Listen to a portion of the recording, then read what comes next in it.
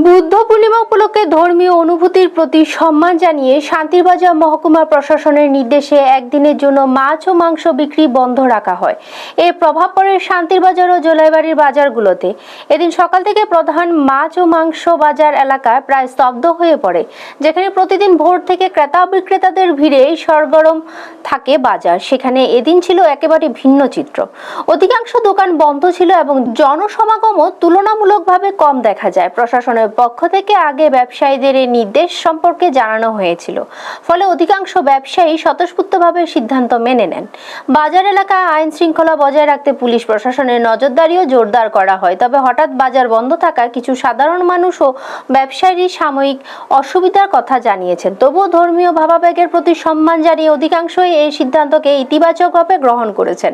প্রশাসনের এক কর্মকর্তা জানান, বুদ্ধ পূর্ণিমার মতো পবিত্র দিনে শান্তি ও সম্প্রীতি বজায় রাখতে এই উদ্যোগ নেওয়া হয়েছে। প্রতি বছরই এই উপলক্ষে এমন পদক্ষেপ গ্রহণ করা হয় বলে জানা গেছে। ব্যুরো রিপোর্ট, নিউজ তৎকাল 24। এর জন্য আমরা মাছ মাংস বদ্ধ রাখছি বুদ্ধ পূর্ণিমা উপলক্ষে। এই জন্য কুন্তিপুরা শান্তিবাজার বদ্ধ। এটা কি প্রশাসনিকভাবে নেওয়া হয়েছে উদ্যোগ? প্রশাসন জিএমএ এটা রাখার জন্য আমরা অনুরোধ করেছে, এই জন্য আমরা রাখি।